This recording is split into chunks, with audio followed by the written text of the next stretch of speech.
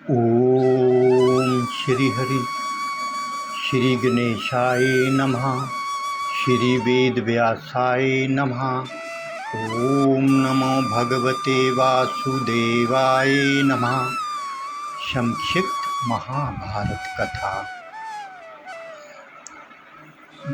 आप हमारे चैनल कहना सेवा पर प्रतिदिन कथा का पाठ सुन भी सकते हैं, पढ़ भी सकते हैं।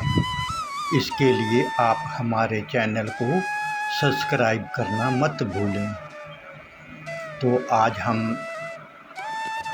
महाभारत के ग्रंथ का परिचय शुरू कर रहे हैं। ग्रंथ परिचय। महाभारत में इस प्रकार का उल्लेख आया है कि वेद व्यास ने हिमालय की तलहटी की एक पवित्र गुफा में तपस्या में संलग्न तथा ध्यान योग में स्थित होकर महाभारत की घटनाओं का आदि से अंत तक स्मरण कर मन ही मन में महाभारत की रचना कर ली थी। परंतु इसके पश्चात उनके सामने एक गंभीर समस्या आ खड़ी हुई कि इस महाकाव्य के ज्ञान को सामान्य जन साधारण तक कैसे पहुंचाया जाए, क्योंकि इसकी जटिलता और लंबाई के कारण यह बहुत कठिन कार्य था कि कोई इसे बिना किसी त्रुटि के वैसे ही लिख दे जैसा कि वह बोलते जाएं। इसलिए ब्रह्मा जी के कहने पर व्यास भगवान गणेश जी के पास पहुँचे।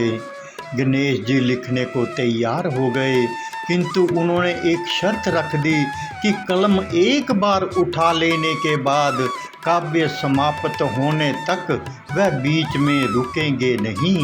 व्यास जी जानते थे कि यह शर्त बहुत कठिनाइयाँ उत्पन्न कर सकती हैं, अतः उन्होंने भी अपनी चतुरता से एक शर्त रखी कि कोई भी श्लोक लिखने से पहले गणेश को उसका अर्थ समझना होगा। गणेश जी ने यह प्रस्ताव स्वीकार कर लिया। इस तरह व्यास बीच बीच में कुछ कठिन श्लोकों को रच देते। जब गणेश जी उसके अर्थ पर विचार कर रहे होते, उतने समय में ही व्यास जी कुछ और नए श्लोक रच देते। इस प्रकार संपूर्ण महाभारत 3 वर्षों के अंतराल में लिखी गई। वेद व्यास ने सर्वप्रथम पुण्यकर्मा मानवों के उपाख्यानों सहित 1 लाख श्लोकों का आद्य भारत ग्रंथ बनाया। तदंतर उपाख्यानों को छोड़कर 24,000 श्लोकों की भारत संहिता बनाई। तत्पश्चात व्यास जी ने 60 लाख श्लोकों की एक दूसरी संहिता बनाई, जिसके 30 लाख श्लोक देवलोक में, 15 लाख पितृलोक में तथा 14 लाख श्लोक गंधर्व लोक में समवर्त हुए।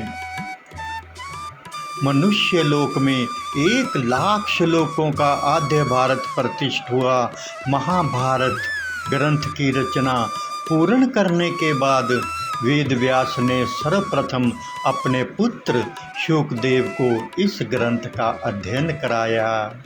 ओम नमो भगवते वासुदेवाय नमः।